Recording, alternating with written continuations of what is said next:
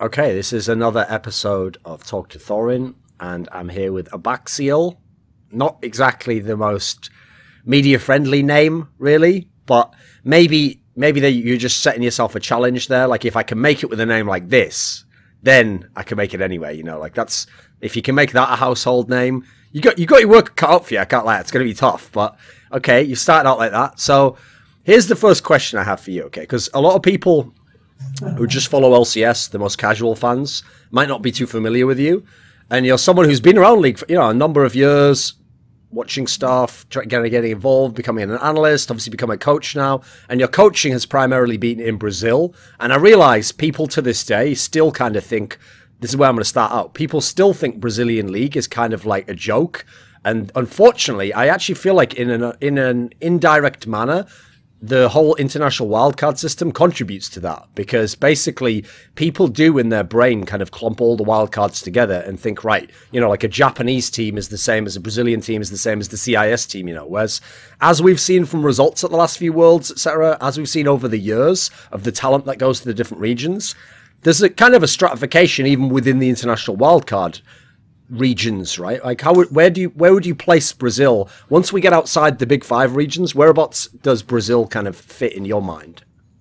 Number 6, consistently. I mean, there have been periods where other regions were competitive, and yes, it wasn't like Brazil would just like stomp them, but Brazil has consistently been a stronger region for that whole time, and if you just think about viewership, player base, the CBLoL final last year was watched by 2 million people. The second split one, INTZ against CNB. Okay, that number destroys EU LCS numbers because it's broadcast on TV here. So it's not a wildcard region, and I'm glad that the wildcard label is being dropped this year. It's just another region. Because no, I don't think it's the same at all.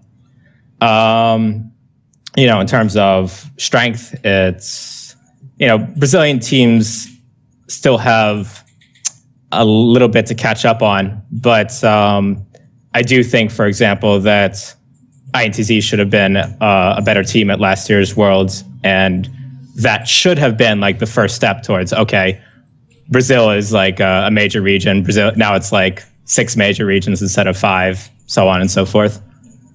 Okay, so when you first started to get involved with the coaching and the analysis side of things, was actually the era when, because it was like if you notice, if you go back in League history, in Season 3, practically no one in the West has a coach. In Season 4, even then, people forget, Season 4, a few teams have coaches, and there's even LCS teams that either don't have a coach or the coach is more like an actual manager, he's not a real coach, or a friend of theirs as a player. And then it is really Season 5 when everyone pretty much buckles down and gets some form of coaching. But I remember, I've made a video about this myself. I actually had coaching offers, and I have never expressed any interest in coaching League of Legends. I've never pretended any level of expertise in the game, And the point that I made when I told people basically that I'd had coaching offers was that there were so many teams needed a coach, but there were so few people at the time who had any pedigree. Logically, it's like a vicious circle, isn't it? No one had been given a chance as a coach, therefore how could anyone have the experience of being a coach? So people were just reaching out to any random player that had played before or any personality. And so the big problem I know at the time was people who had they had what you would want as the prerequisites for a coach. They had the knowledge, or they had some way of thinking about coaching, but they just didn't have a name at the time. And I know a lot of those people started out with analysis, or some of them even started as journalists. There's a lot of weird ways they started out, and they just hoped they could get the in. And getting the in's the hard part, because if you want to, most people's dream is to go straight to LCS for obvious reasons. Now, you basically went the hard route, because you started out with some team in Chile or something, right? So what was the situation there? Well, yeah, if we go all the way back, you did analysis for someone before that, right? No, I applied to some LCS teams before that, and they all said no. The closest I got was that I tried out as an analyst one day for the old Copenhagen Wolves lineup. That was Dentist as a coach. Lineup was Young Buck, Airwax, Soren, Freeze, and Unlimited. And they were like, yeah, you're okay, but we're going to get someone else. So, that was that. And so literally a challenger team from Chile, I was contacted by one player and I said, hey, do you want to coach us?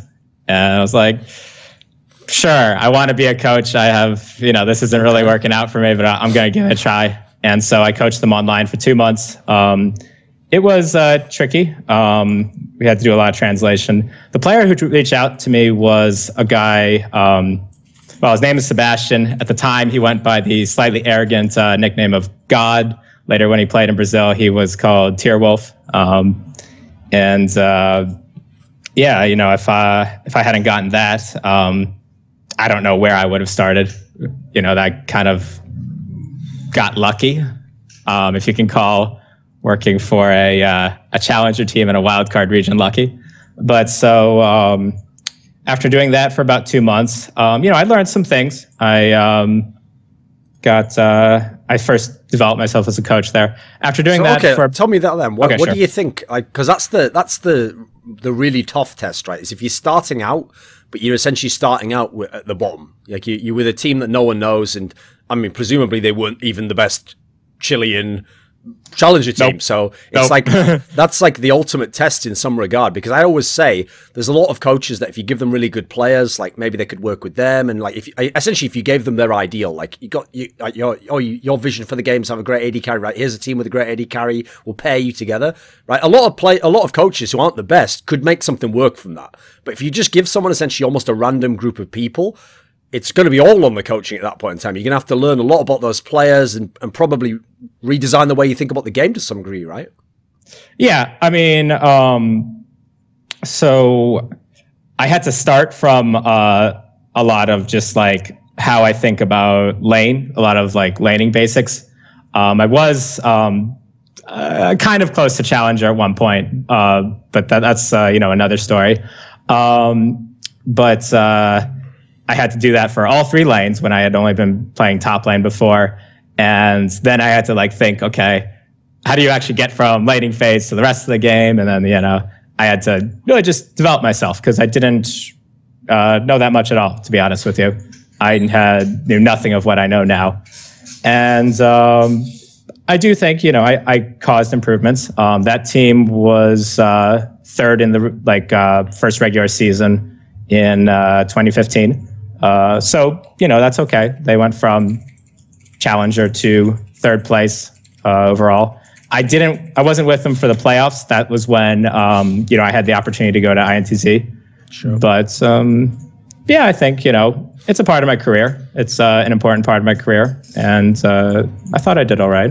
Okay, so when you say that part there, that's actually quite telling what you said there, which is that you kind of had to change the way you thought about the game. Like you sort of realized how much you have to learn about the other lanes, etc. And precisely because, like I say, it's not like you just work like it again. If someone doesn't know how bot lane works in depth, but they have double lift, you could probably rely on him to do a lot of that, and you won't have to go as in depth. But if you work in, essentially, it's like trying to make if you're a rookie mechanic and someone just gives you the parts to a car, it's like that's going to be a lot tougher to build the fucking car than just fixing up a car that already did work before. So what I would ask you on that is I think this is a very important point that people don't think about who want to be an analyst or a coach, right? Which is that I have to say, people are going to get mad when I say this. The level of arrogance of people who are rookies and haven't done it yet is staggering. Like, most of them really think, like, if they look at, for example, an LCS coach and they see, like, a flaw in his drafting, or they think he didn't use this player well, they make the classic mistake of thinking, like, right, well, since I can see the flaw, I could do it better. And it's like, sure, but maybe that guy's learned things or does things in a way that you couldn't do, like, you haven't got the experience under your feet. So, what was it harsh to start out with, do you think? Was it what you thought it would be when you were trying to get Copenhagen Wolves to accept you and probably dreaming of coaching in the LCS? It was it was harder than I thought it would be. Let's start with something you said right there about drafting. Yeah. Okay. Every Twitter analyst. Okay, I used to be a Twitter they're analyst. They're all experts at drafts, right? It's amazing. Exactly. Okay, you know what? Drafting is not the primary role of a coach. It's not. Okay, there are many teams where players just carry the coach on draft, and like that's fine because the primary coach of a job of a coach is not drafting. Okay, it's either to manage people, make sure they can train well, they can do all of that, or it's to provide strategical direction. And in fact, if you don't really understand the game on a strategical level and like different ways to play, different tactics and all of that, then you're not going to understand drafting properly as well. So like drafting is not the primary role. Like it really isn't. Everyone thinks it is because that's when you see the coach on stage. It's when you see their mouth moving and all that stuff. And I've spent hours and hours on drafting and trying to, get every single situation, this and that, but it's just not the primary role. Okay. Period. So as you said, it was working with this Chilean team that essentially got you the in to go to INTZ. Now, was that actually had they literally like? Do you think had they been following the Chilean scene? Like, no. why did they give you the call up at that point in time? No, I got lucky here. So they approached my friend Shakarez, who I had talked to just in like articles and stuff like that. We can talk maybe about like trying to get mutually beneficial relationships at some point. But they talked to him and said, "Hey, do you know anyone?" He was working for Team Liquid at the time, and he said, "Yeah, okay, I have a friend, and you can give him a try." And that was that. They didn't like hunt me or whatever. It was just like, "Do you know anyone?" And that's how everything in esports gets done, right? So you with this team INTZ for quite a period of time. We're talking about over a year. So at this particular time, I remember quite vividly because it was after the famous Season 4 Worlds where Pain upset Alliance.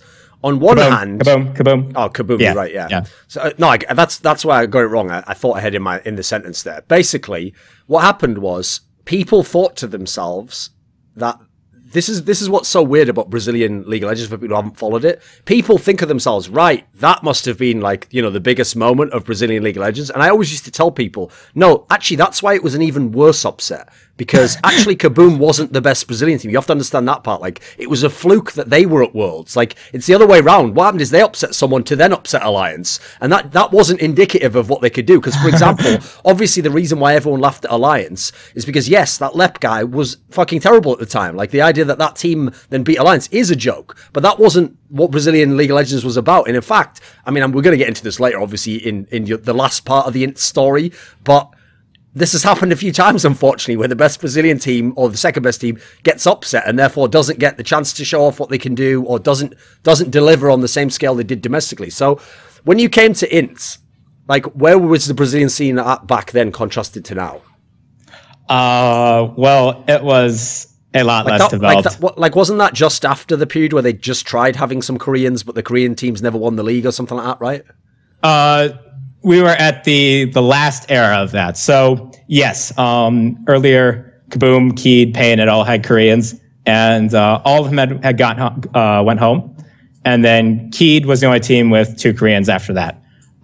Keed got 2 new Koreans. They got Emperor and Daydream from CJ Blaze, which was a pretty respected team in 2014, and they were the most dominating team in the regular season, except for INTZ.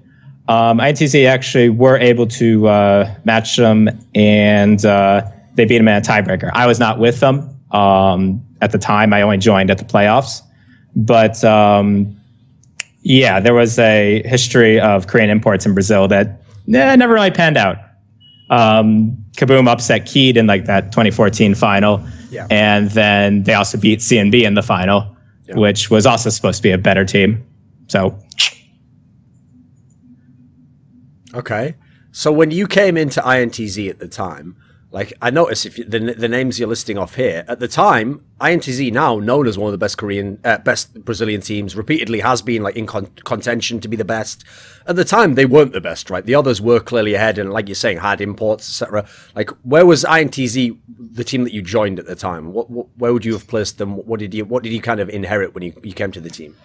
Well, no. Unlike in LAS, where I did like start from the ground up, INTZ was already kind of a solidified team. Obviously, in hindsight, we didn't know that much, but like at the time, that was sort of like, this is a team, you know, that knows the basics, that can like, everyone can do their job. All of that was developed, you know, they had been through a split together. And so I kind of came in, and the thing I worked with the most was on lane swaps. But I mean, they did beat Keed in a tiebreaker to win the regular season. Like they were first place, and I think that was, you know, legitimate. They were the first place team. So it was the opposite. Now I did have like the best team. I just had to continue to make them the best team and try to make them internationally relevant and all of that, which I do think I did have a pretty big impact in my short time, because nobody in Brazil knew anything about lane swaps. And that was something like I had really started to focus on. I am a very detail-oriented guy. I have to do it the opposite way from a lot of other people. I think a lot of other people have to start from the big picture and then work their way inwards.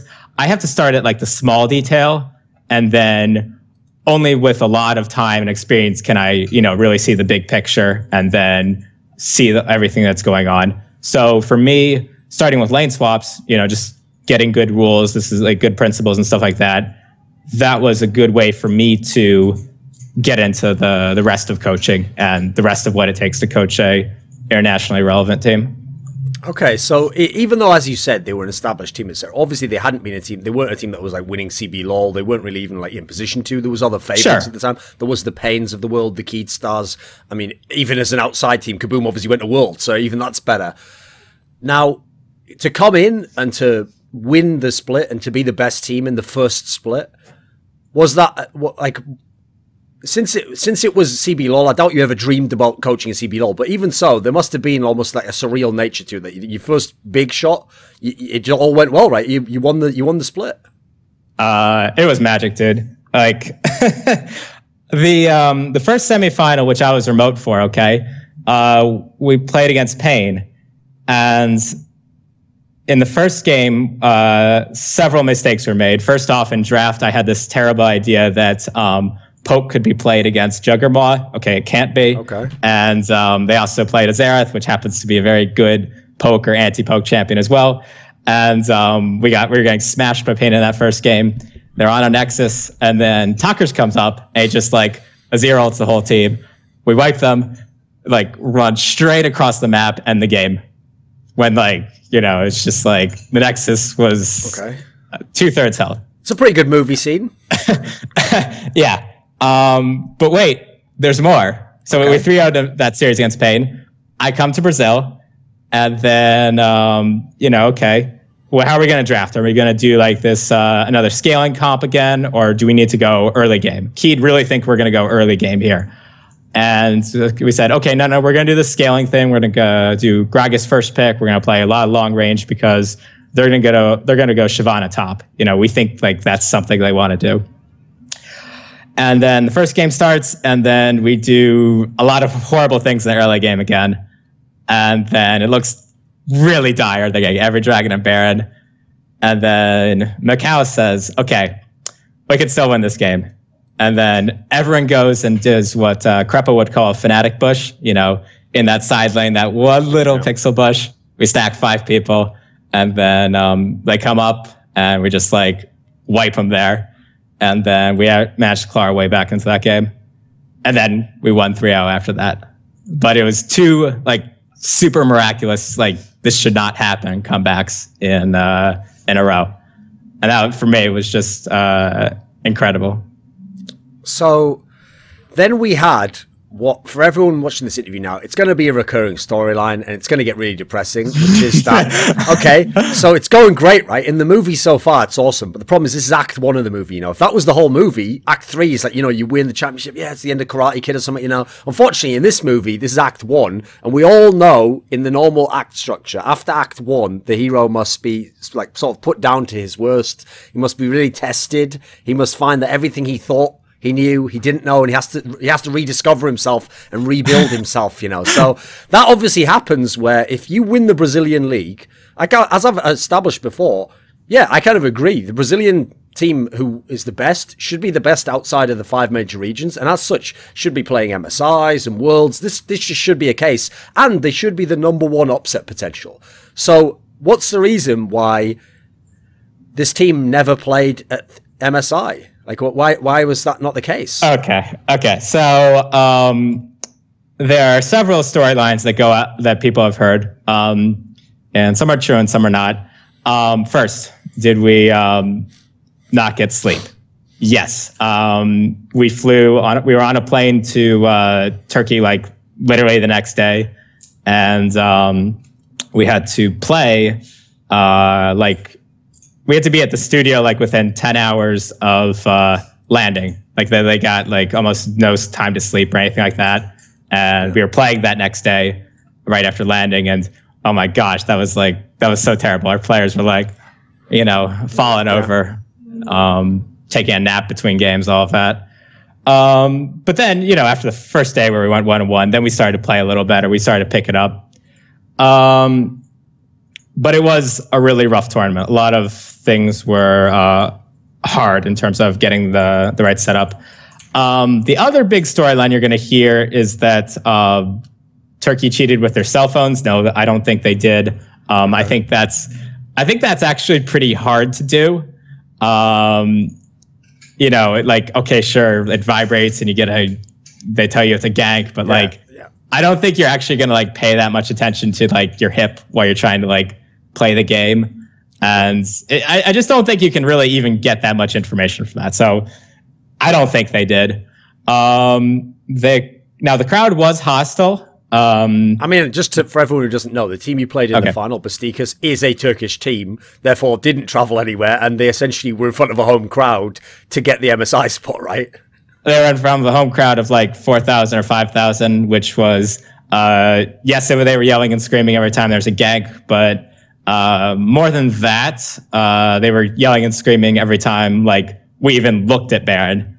And I actually do think that screwed with my players. There was one time at Baron, that series, where we had double smite. That was like a thing in the meta, and we didn't get the Baron. We lost it to a Diana Q, which that should never happen. But I think my players were like messed with a bit by the crowd.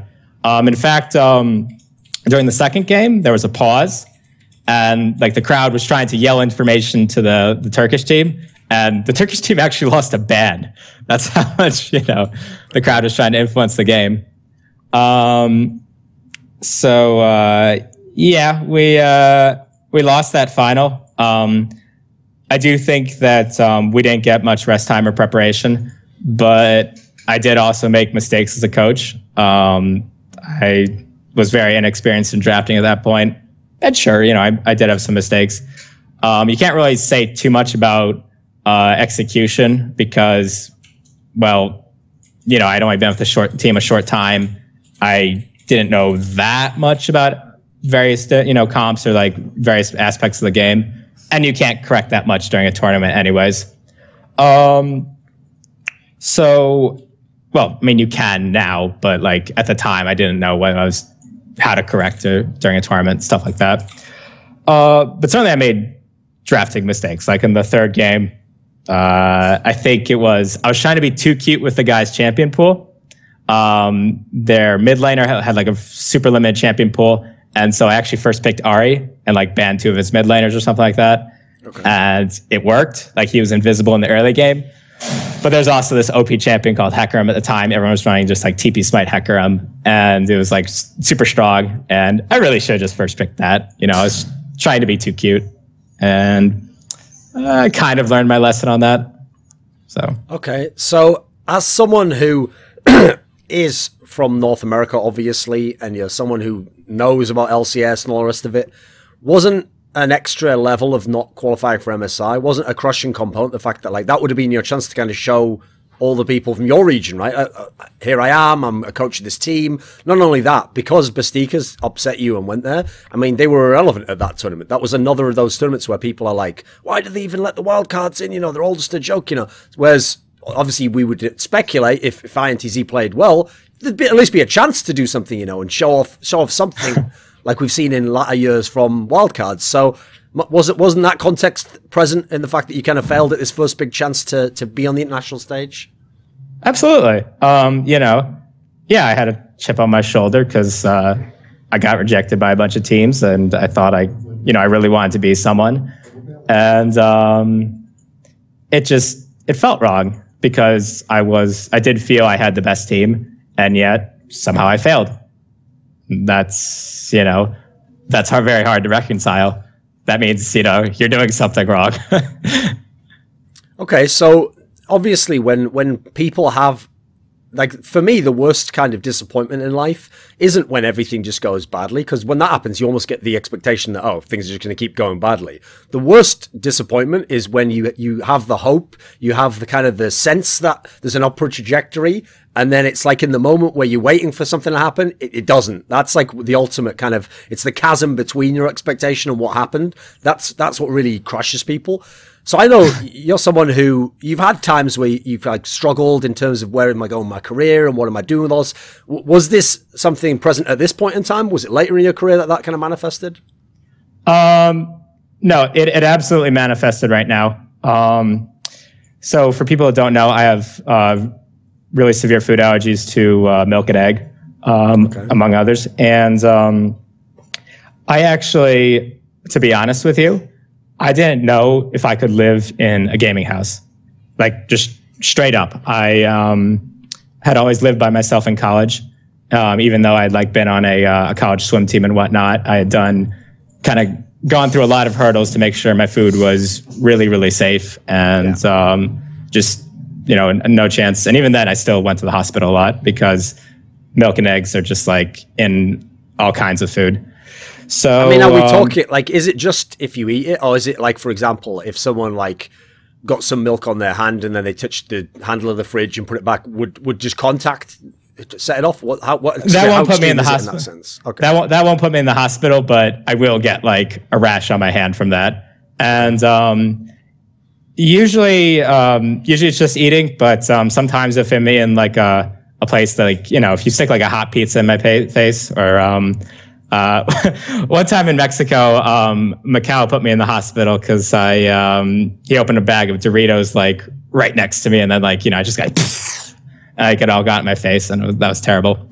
So yeah, I didn't know if I could limit a gaming house, and I had a really hard time traveling when I was over in Turkey. No fault to Riot Turkey. Like, I mean, I tried to, you know, we tried to communicate about it and stuff, but sure. I really had a hard time with food. I was actually malnourished during that tournament, basically, and not eating properly. And so, yeah, within like a day or two of coming back to Brazil, I was like, I don't know if I want to do this. Maybe I should just go home. Maybe this isn't like for me and all of that. And it turned out it was okay. You know, after a few days, I was able to get through it. I was able to adjust. And yeah, but it was really, really tricky. I was, to be quite frank, scared. Especially, there was an off-season tournament right after we got back. We just went to an off-season tournament that was like the next week. And the day we played the finals of that against Pain, I actually went to the hospital for an allergic reaction. And so I was in a hospital in a foreign country when, you know, I'd really just never been outside the United States before in my life. And it was a really bad allergic reaction. I kind of thought I was going to die. And it was, that was just really hard for me, man. So obviously we've seen in League of Legends that, except if it was some really exceptional circumstances, like teams in general aren't just going to do any kind of remote option, especially for the coaching position. Or maybe for analysis, they'd make some sort of exception if someone could somehow deliver fantastic analysis. But for coaching, because they expect coaches to be more than the strategic coach, they want like hands-on. They want you to work with players, maybe develop players even. Obviously, at some point, you were going to have to be there present. So you say in the first season, you were just remote for the semifinals, etc. Like, what was it like in that sense? Like, when did they start bringing you out? At what point was it like you're just there the whole time? Like, what was the balance like in that respect? Well, I guess you could say the semis was just a tryout. You know, I was with them for 2 weeks, and then they said, "Okay, yeah, we like you. You're coming," and then that was that. I was remote with Last Kings the whole time. You know, lots of translation, which, you know, yeah, it makes a lot of things really difficult. You know, I'm sure you've talked about this in your other content, so I don't need to elaborate on that. I was also remote when I worked as a position coach for TSM, which I guess we'll probably get to as Sure. a lot later on. But outside of those moments, I've been in person and, you know, hands-on the whole time, and it is a lot better. But I will say that because I started out remote, because I started out with foreign teams, I did develop differently from other coaches. So I really didn't work in communication at all when I started out. And eventually, as I got used to like understanding a bit of Portuguese, I would do a little bit on INTZ. But my first focus was on just pure strategy, just like detached from the players, or like I'm guessing their thought process. Yeah. And so I think that's given me a very different outlook on the game than a lot of other people. Okay, in what respect? So I think it's mostly, you know how you could say it doesn't matter whether the call is right as long as everyone follows the call. Sure. I would only see like the individual steps, like from, you know, where a guy is standing, or other little things, or like, you know, you didn't push the lane or stuff like that, to say like, no, but people weren't following the call. I wouldn't be able to tell in terms of like communication that people weren't following the call. And, but I would also have like a really strong emphasis on, is this the right decision or not? That I think other coaches would just be like, well, I don't care what the decision is as long as it's, you know, as long as everyone goes along with it or whatever. But for me, I had to always be like, no, this is the right decision. And this is why, you know, out of all the, you know, different ones we could take right now, this is the right one. That kind of goes into like the, I'm really detail oriented kind of thing, where it's not enough for me to say, oh, you should have been trying to pressure top because, you know, XYZ. It must be like, you should have pressured top, and it was at this moment, this is the moment you should have changed your jungle path. And then, okay, you also could have done it at this moment, and this was your third opportunity to rectify the mistake, and kind of like that. When you approach coaching strategically, are you someone where you think there is like an ideal or a most efficient way to play, and you're trying to get the player towards that? Or are you someone where you're looking at what the player does and you're just trying to figure out what is the best he could do? Like what's kind of the general philosophy if you had to outline it? Like, I mean, this is one of the things where I've always wondered about people who coach other regions and then they try and watch Korea, for example. I've always wondered, like, how much of that did they try to specifically apply? Because, you know, I'm not always sure if the players could pull that off. And then how much was like, they were just looking for what the most meta-relevant way to play the game was, if that's a way to describe it.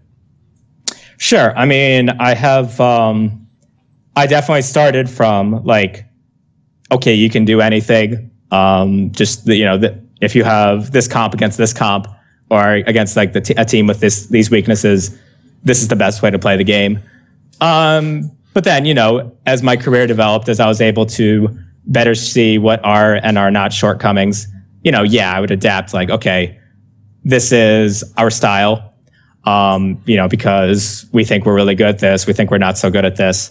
And I do think that,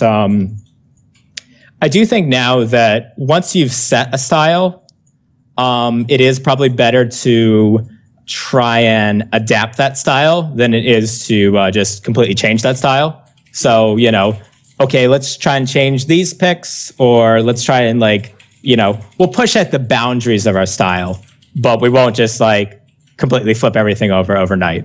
You know, you do have to kind of just like stick to what you've got to some degree. Sure.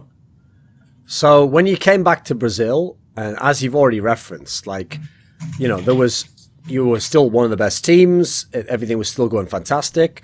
You had probably what I assume must be the hardest moment of your career, which is where you guys, it was looking great again, and then you didn't win CBLoL for the winter season, which, I mean, I realize the terminology is going to throw people off, but that's the one that essentially qualifies you for the International Wildcard Tournament, which gets people into Worlds. So this was the tough one, and it was to this Pain Gaming team that in the past, I mean, you've beaten a bunch of times before. So what was the significance of this game, and how would you outline, like, why didn't INTZ go to Worlds?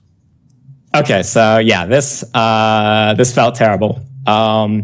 So a lot of people will just give me a pass on this because I didn't have the roster. Revolta had left to Keed, and then we actually role swapped our support Jockster from jungle, and then we picked up a really veteran support called Alox to play. And a lot of people would just give me a pass on that. Like, well, you know, the roster just wasn't as good. But yeah, we were the best team in the regular season. We 2-0'd Pain during the regular season. But I really wasn't good at man management. And, you know, I kind of have an excuse for this as well, kind of, because I didn't speak Portuguese. I wasn't always good at reading what people were thinking. So what happened that season is that after week 6, where we beat Pain 2-0, and, you know, everyone was happy, and we were really confident. After that, we had 3 different players who kind of all felt that the other was defensive and that they weren't really putting in like enough work.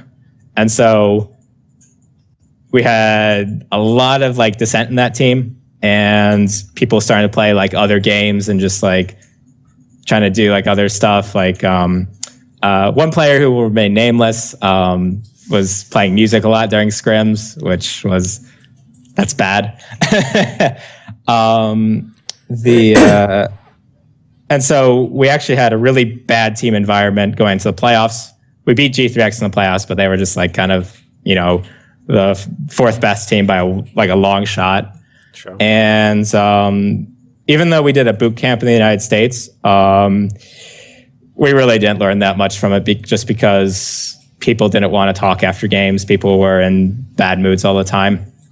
And so I didn't see that coming until it was too late. And I don't think I properly diffused it. I also contributed because I remember the day before the finals, I was really aggressive. And I was like, okay, this is the lane swap. This is the level 1. You know, this is a whole bunch of stuff. And I remember my players like kind of freaking out about it. And I definitely think I made a mistake there. I should have been more relaxed and, you know, just helped them, been a calming force for them. By nature, I'm a very, you know, active guy. I'm a guy who like will thrive off kind of anxiety and like, you know, trying to rise to the moment. That always helped me in swimming. But not everyone is like that. In fact, I think most of the players on INTZ, you know, the calmer it was, the better that it was. And that's something that'll, you know, come up later in our career together. So I think I really messed up, and they actually screwed up the level 1 and lane swap on stage when we had been like the best lane swap team in Brazil by like a significant margin. And then afterwards, you know, everyone really tilted hard in games 2 and 3. So yeah, I think that mostly comes down to me not controlling the environment that well. I think it is true that, you know, Pain did have good individual players. They were just better in like skirmishes, damage calculations, and stuff like that. They were just more confident. But I believe I should have won that final.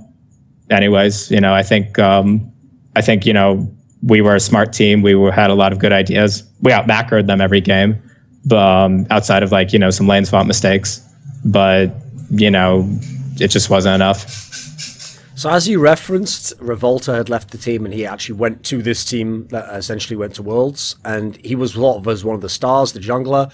But he came right back after Worlds, and then he was in the team beyond that. And in fact, actually, he's in your team now. But what was the reasoning for that? Why would he leave and at such a critical moment, but then come right back afterwards? So that's complicated. I think Revolta had changed teams before in the past, and I think part of the reason he left was, well, they threw a lot of money at him, to be fair. But I think part of the reason he left was also that he associated changing teams with his personal growth, that he needed like a change of environment in order to keep developing. And, you know, he had a history with Keed. He liked a lot of the people on there. They had kicked him to make room for Daydream, but, you know, he still did have a good relationship with all of them. But, you know, he did feel let down by certain things. That team had some good moments, but it was also very dysfunctional in terms of just like certain teamwork things. INTZ was, in that spring split, was a much better developed team in terms of, you know, everyone knowing their job, a lot of, you know, coordination things. And so, you know, yeah, that's why I was able to get him back and we were able to work together again. So in the following year, if we look just at the CBLoL, the domestic competitions, you had this bizarre scenario where you were never the best in the regular split, but now, you know, you got what the ideal result is, which is like, who cares about the regular split as long as you win the actual playoffs. So was this actually like the storyline in the past? Okay, was like you're the best team, and then you didn't always get it done. What changed in 2016? It was the same team again, it was the same lineup, right? Yeah, I think we got first. No, we tied for first. No, we were second place. You're right. So this is complicated. The first thing that happened was that the owners of INTZ, they had tried to like get around the whole sister team thing with their red team. They kind of got smacked around by Riot, and the other teams in CBLoL did a scrim boycott. So we could only now train against what was formerly our sister team, Red.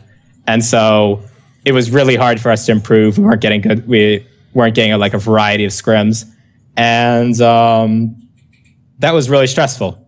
You're going to see this story more later, but INTZ was not a very well-liked team in Brazil because, yes, we had failed to go to MSI. We had beaten a bunch of their favorite players in that spring split in 2015, only to fail. And then, you know, when we played against Pain in like that second split 2015, the crowd was all for Pain, who were like, you know, the TSM of Brazil. And we felt a lot of pressure because people did not like us, both the other teams and the community. And we really struggled to improve during that split. We did manage to go to Berlin, where we went for a boot camp between the regular season and the playoffs. And we did learn a lot. We did do most of our improvement then. So I think that is a large part of why we were able to win that split. Okay. So you had this... oh, by the way, actually, on the topic of what you just said before, that like the team is not well liked and essentially like you weren't the fan favorites, etc. No. I've seen some interviews you did where, like, I've noticed in interviews you take an approach where if you do it in a calculated manner, I can understand why, but like to be very polarizing, right, is a really good way to get exposure. It's a way to make sure people definitely know who you are, whether they like you or don't you. But I've noticed in interviews you always do throw like a little provocative thing in there, like you make some bold prediction or you say something like pretty strict. Whereas you notice one of the things that makes interviews suck in League of Legends is that everyone usually tries to play the PR game like in a very neutral manner. You know, like, oh, everyone's good and yeah, the opponent's great. So did this play into that? Like, do you think you were like vilified or a polarizing character as a coach in Brazil? For the most part, no, because while I'm respected a lot in Brazil, you know, a lot of people know who I am. There's not that much known about me just because, you know, I'm not on the desk all the time because with speaking Portuguese. Sure. But there was one incident that I kind of had a little fit about. There was like this one website. It was like called MyCNB, and they did a poll about who was the best coach in Brazil. Okay. And Mitt, the guy from Pain, won. He got 70% of the vote, and then the coach from CNB got I don't know, 20 to 30%, and I was down there at 8%. And I just tweeted that out. I'm like, this is bullshit. And people railed on me for that. They're like, no, you suck, dude. Go Gringo Bell, go back home, and all kinds of other things. So that wasn't planned. I wasn't trying to be a provocative figure, but it had that effect. So, okay, you went to another MSI. Yes, we're back there again. Now, in the movie, you're supposed to succeed this time, right? You're supposed to... Oh, yeah, the qualifier. Yeah, you're right, the international qualifier. You're supposed to succeed on this one. Again, the storyline is that's the satisfying outcome. And this time, it doesn't look as bad, because at least, the Supermassive team, who in the end won it, they went on to be decent at the MSI and have some upsets, etc. But the worst thing is, now you lost to this hard random team where, no one thinks they were that good, right? No, and in fact, while scouting them, I was like, oh gosh, this team is terrible. They're not doing anything. Their players suck, this and that.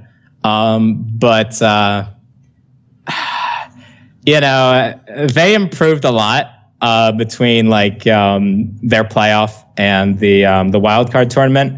They also they play a specific style, and as people saw at Worlds later that year. Where they were an Ox or whatever at that point in time. Yeah, Alice Knox. It's possible to go too far the other way and just not play, your own game and just get too caught up in trying to be cute and counter the opponent. But with Albus Knox or Hard Random or whatever, M19, whatever you want to call them, you do need to respect their style. You do need to respect what they're good at. And I hadn't pinpointed that yet. I really wasn't that good at figuring out other team styles yet. And so, we weren't ready to play them. Even though I think we, in a lot of ways, should have been a better team, in quotation marks. We just were not prepared. And I had very specific preparation for them in that wild card later in the year. I think the big thing about them at that time during that year in 2016 was that they were really good at pick-off play and forcing fights in the jungle, forcing a lot of skirmishes. And so they played a lot of champions that facilitated that. They were, they played Anivia, they played Bard. Bard is the king of, all jungle fighting champions.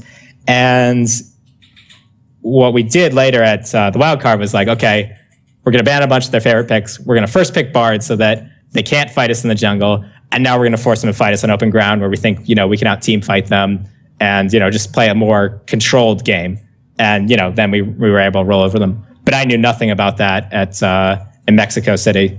So, yeah, we got 3-0'd. There is also another thing that happened during that semifinal against Hard Random, which is that Talkers had a problem. Let's do some, let's back up a second, okay? Talkers is a player that he works really hard for his mechanics. He also feels he needs to play against good players constantly in order to maintain his skill. When we went to Berlin that first time, he improved a lot, and he was feeling pretty confident. And then within 2 or 3 days of us coming back to Brazil, he was like, I'm getting worse. These guys all suck. This is terrible. Everything's going wrong. When we flew to Mexico, and some people would say that's a mental problem. And I did try to talk to him, but that is how he felt about himself. That's how he felt about his play, and that's what he was experiencing. And it's kind of, who are you to say that's wrong or whatever? Everyone's different. So when we went to Mexico, we were one of the first teams to arrive there, and the setups were not good. You know, I don't want to flame Riot LAN or whatever, but we were in a dark LAN cafe with like 30 FPS computers, and it was just like terrible. So for Talkers, a guy that really, you know, feels he has to practice a lot in order to be the best, be at, you know, at his peak, this was so hard to deal with. And he was, you know, not confident at all when we were playing in the wildcard matches. So after the first game, which we lost, he was just like despondent. And when I was trying to make, you know, the plan for the next game, he was like, no, that won't work. We can't play against this. They're better than us. And well, that made it hard for us to have a good plan. We went into the next game with like no cohesive plan, and I just like completely trolled the draft, and everything went to shit. I was able to recover for the third game. I made what I thought should have been a good plan for the third game. I think we should have won both the first and third games, but you know, Talkers wasn't okay, and we lost the third game as well. And when Talkers isn't okay, he isn't like yelling at everyone or like being angry, but he's just like a really loud silence. You know, you can feel him more than you hear him. So the story that we're going to get to is that the reason why we were able to finally qualify for Worlds is because Talkers changed, because he was able to overcome that part of himself and not give up, not just like fall into a black hole. Okay. I think that's mostly it. I think, I think like our understanding of the meta wasn't perfect, but it should have been good enough. And I think I had okay plans for the first and third games of that semifinal series. And there's other shit we could blame. I actually went to the hospital twice while we were there from allergic reactions, but including that was when Macau got me with Doritos. But I think we should have won in Mexico too. So normally the old cliche is that third time's the charm, but actually it turned out it was fourth time was the charm to get to the international competition, right? Because we went to Worlds. The story is getting better, guys. We get to Worlds finally for last season's Worlds, season 6. Was that in itself just did it feel like you'd broken through some kind of threshold to actually get to the international competition? Oh yeah, it was so hard. By the time we had gotten to that wild card, by the time we had gotten to that wild card, it really had felt like, you know, the world's against us, because everyone had disliked INTZ in Brazil before the wild card in Mexico. After the wild card, there was a phrase, "Morte aos intrépidos," which is just like something about die, right? So yeah, kill the Intrepids. The idea was, you know, we need to kill INTZ so that another Brazilian team can win and then represent Brazil internationally. Okay. That was tough to deal with. Like, I don't think people. Again, I said like there's 2 million people who watched that CBLoL final, but I don't think people realize just how big the Brazilian community is, because it's all on Facebook and Twitter. Okay. You know, you've got these groups with tens of thousands, like probably, I don't even know. There's probably some with over 100,000 people on Facebook. And it's a weight. Like, it really is a weight. And they're really vicious when you don't perform well. So we went through a best of 5 against Pain in that semis. And that went 5 games. But, you know, Talkers had changed. Talkers was able to, you know, stay cool during that. The finals wasn't so hard. But then the wildcard finals against Dark Passage, that was like the hardest day. Like, every game we won was just like a super nail biter. We really just barely managed to qualify for Worlds. And honestly, we played really badly, but I think that's actually better, because you know, we showed that we were able to qualify, we were able to win, even when we weren't playing our best. Like, we were terrible that entire wildcard tournament. That was actually, you know, the time in my career where I did, like, you know, the big dramatic speech, and then we had to all sit together in a room.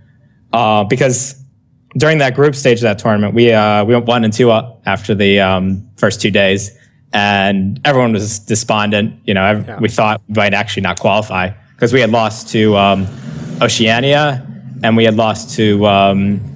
We had lost to Lion Gaming, which at the end they had shown they were a good team, but at the start of that wildcard tournament, everyone thought they were going to be bad because they had been bad at like every other one before then. They had just, like, you know, magically appeared as a good team.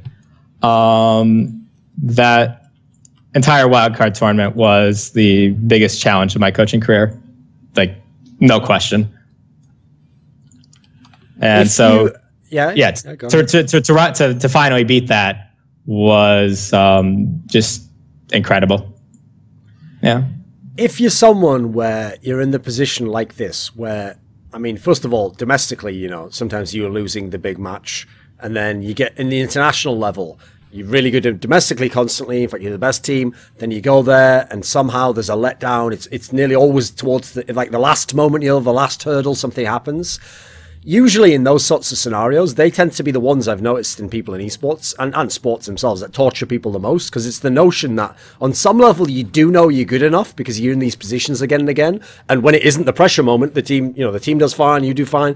But then when you're in the big moment and it doesn't happen multiple times, I've always wanted to know, like, does it make you a little bit neurotic? Do you ever start thinking, is it me? Is it the team? Is there some reason, for example, why I know we can play like this other times and in this big moment we don't? I mean, sometimes you get teams that are the opposite, you know, they're not that good normally, but they don't get pressured somehow, you know. But was it ever something that dwelled upon you?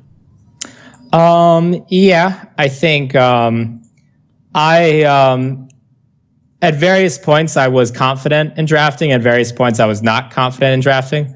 I do every time, like, even if like that draft like should work, I would it would not turn out well anyways. Then I would almost never accept, well, okay, I think the draft was fine, I think my players just played poorly. Like, it was always, no, okay, clearly it was that my players couldn't execute that draft, I shouldn't have expected them to execute it, this and that. And so yeah, I would like push myself to the drawing board again. I also felt that in 2016, I continually had to like pull myself back and be less pressuring, because I do think INTZ was a team that never really responded to pressure that well. And,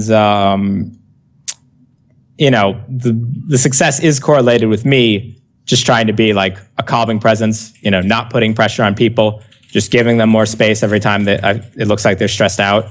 And to be fair, they were under like an extreme amount of stress due to the community and, you know, their reputation as chokers and all of that. I think whether that's right or not, it is tricky to say. You know, we can't go back and do it a different way. But what worked was just pulling back, just trying to be like a calming figure, being a bit more of a friend. A lot of people say don't be a friend to your players, but honestly, like, being a friend kind of seemed more productive than being a big asshole. So that's how it worked, you know. So as I alluded to earlier, when Pain, a Kaboom, got that upset over Alliance, it really was just a fluke, and Kaboom wasn't a good team. I hate to break everyone's heart to actually secretly believe that. They weren't a good team, and that was Alliance essentially just throwing that game. Like, that's one of the few times you hear me say, like, throw, because everything about that, if anyone knows some of the background circumstances, was ridiculous. Like, they did everything they could do to lose this game, basically.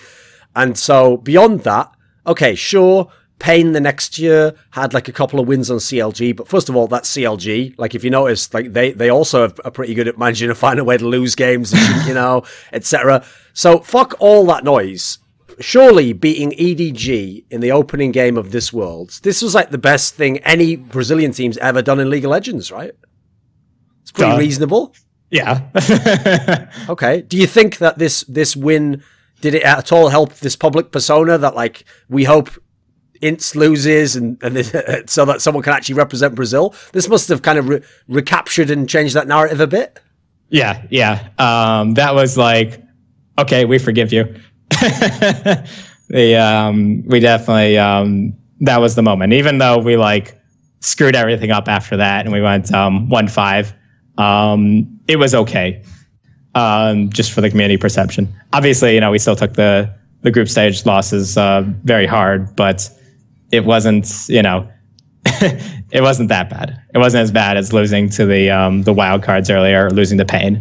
You know, I will never forget those ever. So how does a team like INTZ beat the champions of the LPL? I mean, one of the best regions in the world. Okay, so EDG were a really flawed team. A lot of that revolves around ClearLove. First off, the thing you should know about EDG is that ClearLove doesn't like to engage.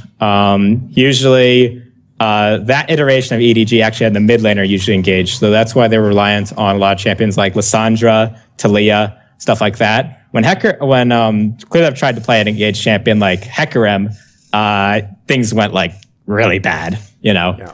ClearLove also, he really only knew how to play like winning jungle matchups. When he was on an aggressive champion with like winning lanes, then he would like do everything textbook. He would do exactly what he's supposed to do.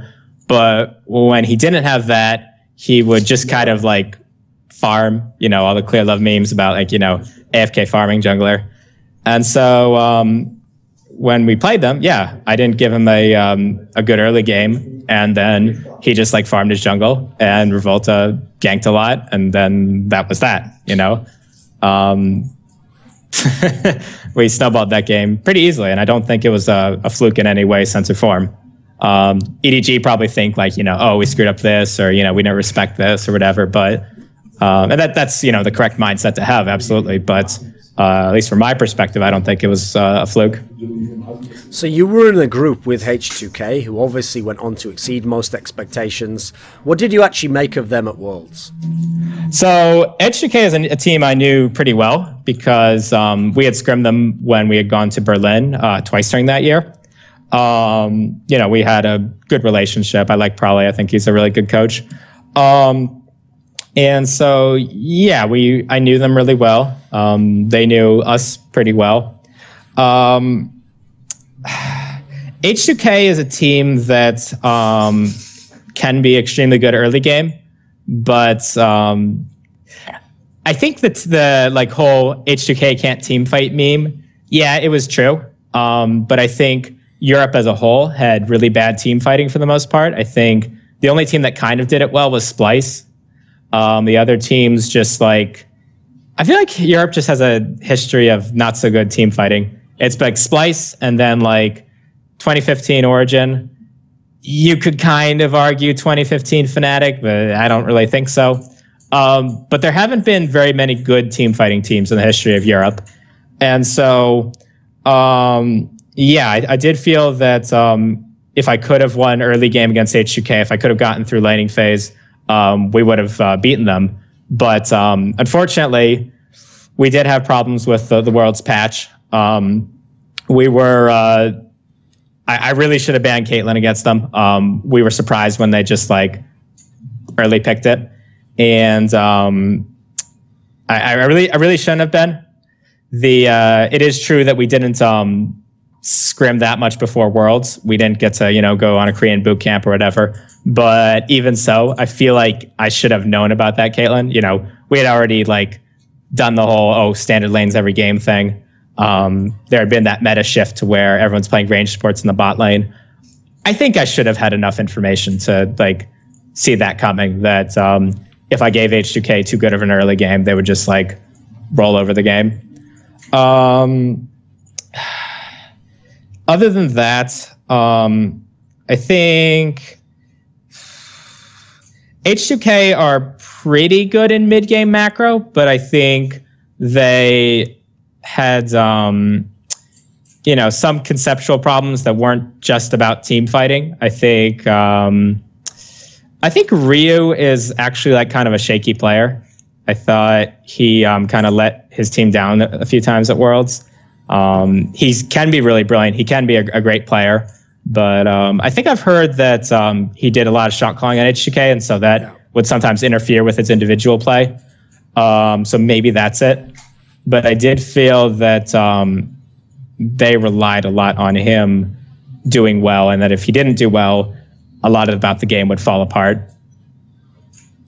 So after this Worlds, you were no longer with INTZ.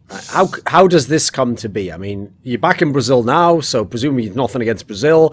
You'd won 3 domestic titles, as in like the CBLoL titles. You'd made it to finally to Worlds. You'd just beaten EDG. Isn't this when people would expect you to re-sign a new contract, you know, and you'd be with INTZ now? So what happened? Why part ways? Okay, so the first thing is that I had really struggled to learn Portuguese. I just had always worked in English with my time on INTZ, and they spoke Portuguese during the game because they weren't able to speak English during the game. It just like they understood English, but it was hard to actually play and speak in English. So I felt that I was limiting my own development as a coach by continuing to work with a Portuguese speaking team. That like there was another world in communication that I just hadn't explored, that I didn't really know anything about. And I also I really did feel I needed to change something in order to get to a new level, because we had gotten stopped pretty decisively at Worlds. I had failed again. And, you know, this was a team that I felt during scrims at Worlds, like I felt we had shown good things. I mean, yes, you know, scrim results need to be put into context, and, you know, kind of everyone gets a good day against, you know, these another team at scrims and Worlds. Everyone beats everyone, all of that. But even so, I felt we hadn't shown our potential. We should have gotten out of the group with, you know, HGK. I think we should have pushed down EDG, and I had failed. And yeah, when you feel you need to change, then you change your environment. Your environment is you. You know, there isn't that much separation. So yeah, that's why I tried to look for another team. I was really close to working for some other teams in Europe and NA, but ultimately those didn't pan out or look as good as I thought they would be. So that is when I came to TSM, if that's what we're leading into. Okay, so joining TSM, even as an analyst, this type of a role, this is something where it could potentially be a career maker, right? If it goes really well, that's a fan base that like adores all the people who succeed there, and it's also obviously like the biggest platform in the West. Like you can really get your name out there, etc. What were the expectations coming in, and why was it such a brief period of time? Okay, so when I first expressed interest in joining TSM, I said that I would like to have a full-time position, you know, be in person by the second split. And yeah, they said they were open to considering that, and I took that as an invitation to go for it. I mean, obviously they can't guarantee that, but I figured, you know, if I work really hard, I, you know, try to really hard to give everything I've got, then they'll want me. And but ultimately they decided that they had too many people there, which is, yeah, it really is that simple. That's why I left, because I wasn't going to have a full-time position. I wasn't going to be able to develop myself. I think I certainly learned things during my time at TSM, not so much about the game, but just about how I want to be as a coach and how I want to do stuff. I learned stuff about communication, obviously, because I finally got to learn about a English-speaking team. But you know, working remote is really hard for your development. It felt like I had to, you know, really force myself to watch video in the morning and, you know, do all the different things that are necessary. So yeah, I was really disappointed about that, because when I first started with League, that was, I I was a TSM fan. Okay. I know. Okay. But like, it's like, oh, my friend said, oh, there's this website called solomid.net. And, this is where I get my guides from. And I click on, there's like a stream. It's like The Odd One, which I think is a terrible name. And, but I thought he was funny. And then eventually I became a TSM fan and, all this. And so it felt really good to say I work for TSM. And, I'm sad that, I'm no longer a part of that team, but, I gotta work. I gotta make money. And, the position coaching thing was, not enough for what I need to be.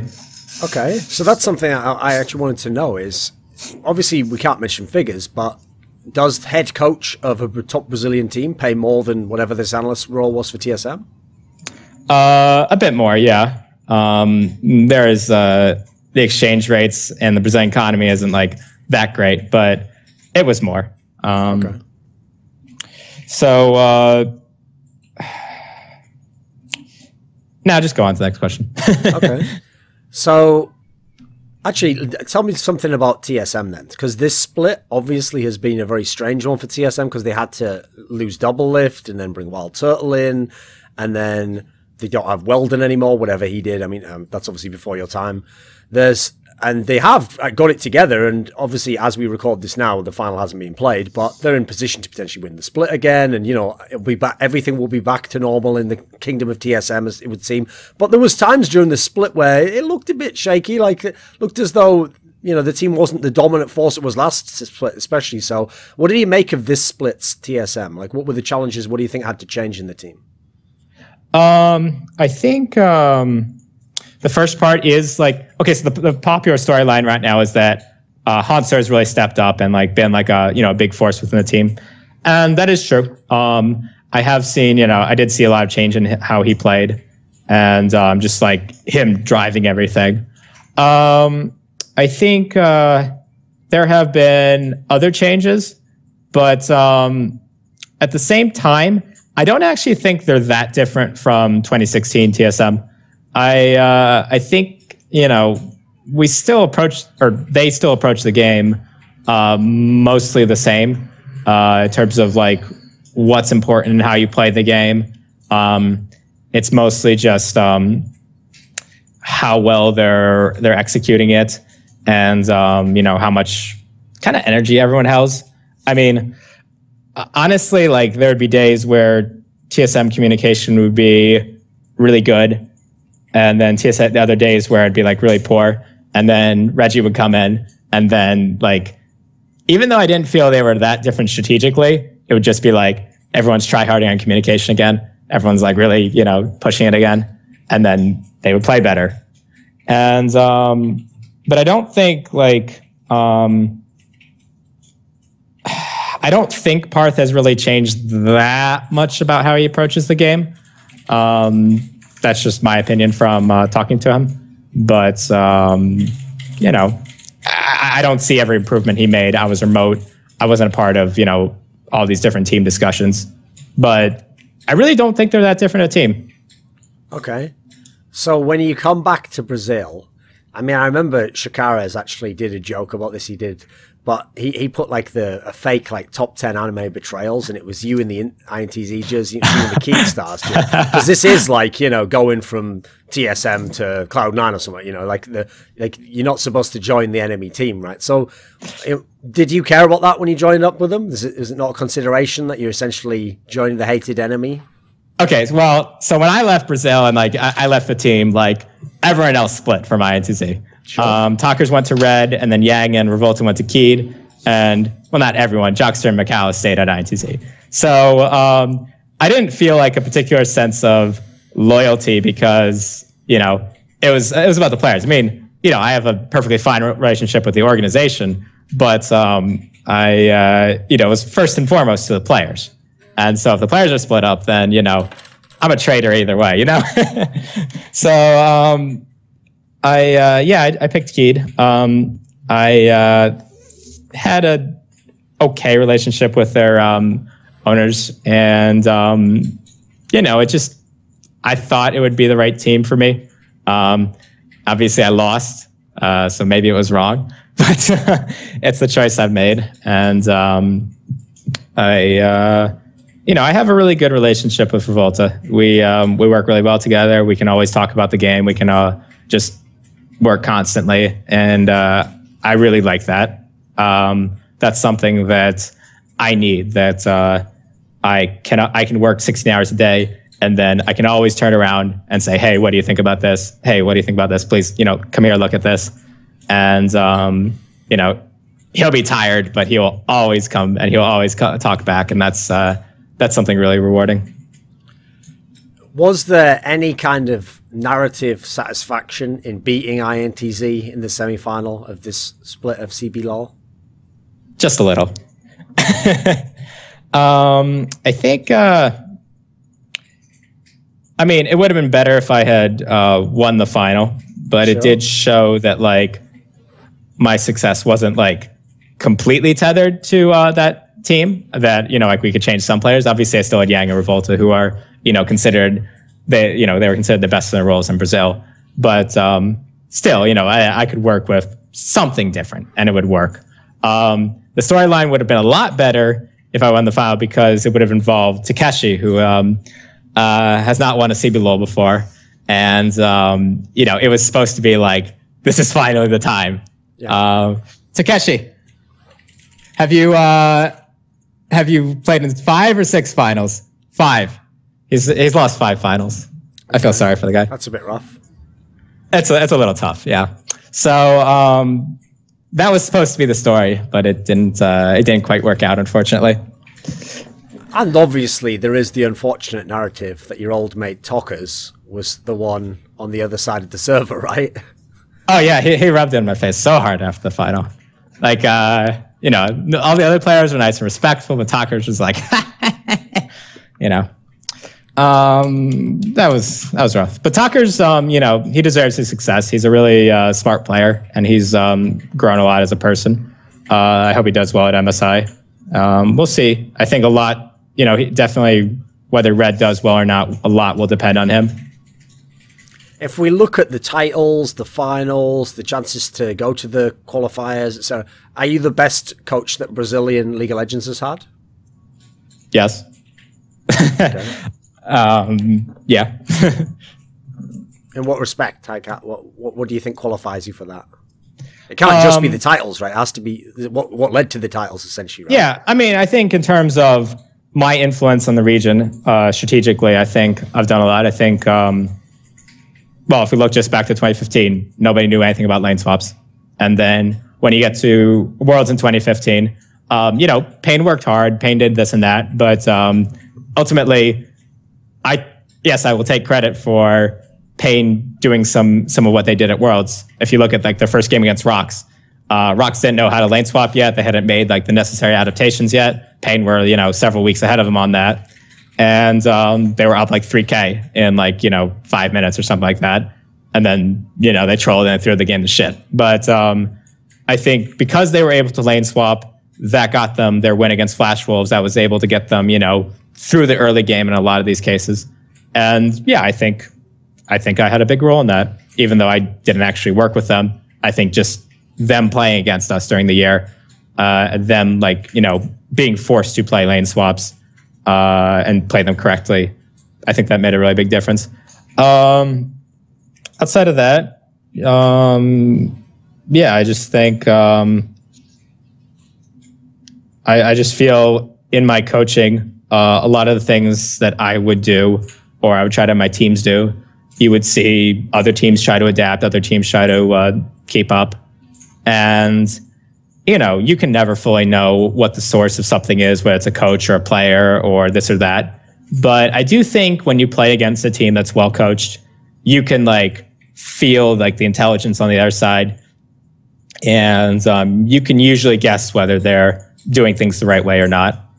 And I feel I showed that. So earlier on, when you were talking about how you got the chance to join INTZ, you talked about how essentially you got Shakara's vouched for you. He recommended, I've got someone who you can try out. And you said that obviously it's important to have mutually beneficial relationships. Now, don't give me this in terms of like advice for other people, because I actually despise the concept of advice in that sense, because I think it carries an implication that like if people just do what you say, then they will succeed. Which is like, I don't know anyone who's succeeded in life doing that, you know. Like, some people will not succeed, some people will succeed. They'll probably have to do some of it themselves, you know, and find their own route and all the rest of it. But this is clearly something that has been a blueprint for a lot of people to get into the industry, to get an opportunity, or to get one of many opportunities. So what would you outline? What was the effect on you of being able to make certain relationships or get to know certain people that then somehow contributed to advancing in any respect? Well, I got lucky. But at the same time, I did kind of put in the legwork to get that luck. When I was just a writer, I did, like, you know, a lot of like chasing down people, trying to talk to them. And, you know, a lot of people don't respond to you, but if you try enough, people do eventually respond. You will get someone. And if you show them that you're serious about what you're trying to do, then you'll get some respect. It might not be much. You might not, you know, just be like a little favor here and there, but people do respect hard work when they see it. And I think you eventually get lucky. You know, it's sort of like you earn your luck or some other nonsense like that.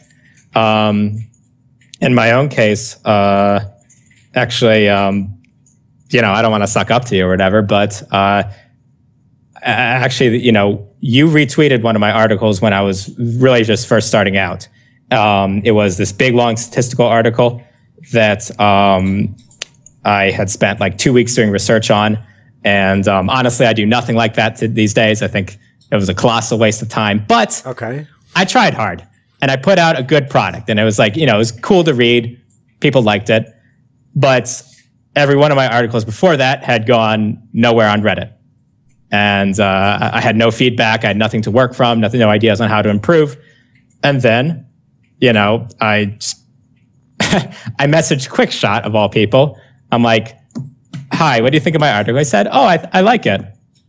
And I'm like, well, do you have any ideas for my next one? And then he's like, why don't you do a statistical analysis of how teams close out games? Which I was like, yeah, cool. And I was like, what does that even mean? Okay. Does he know what that means? It's pretty abstract concept. Yeah. Yeah. So I eventually, you know, yeah, that I did that gold leads thing, and then I spent 2 weeks doing research on it. What I would do is I'd literally I'd watch a game, I'd pause at 3 minutes, write down the gold, pause at 4 minutes, write down the gold. We didn't have the nice match history thing that we have now. So this all took me like a really long time to do like the full NA and EU regular seasons. But, you know, I got lucky, you know, this monster I'd put in a bunch of work for, I got it on Reddit and people actually saw it probably in part because you retweeted it, because you spent 5 seconds, like, you know, to give it a retweet. And, that's, you know, again, I got lucky, but, you know, I put in work, and if you eventually work, you know, I guess you'll find your own way, or maybe you won't, but at least you tried, you know? Sure.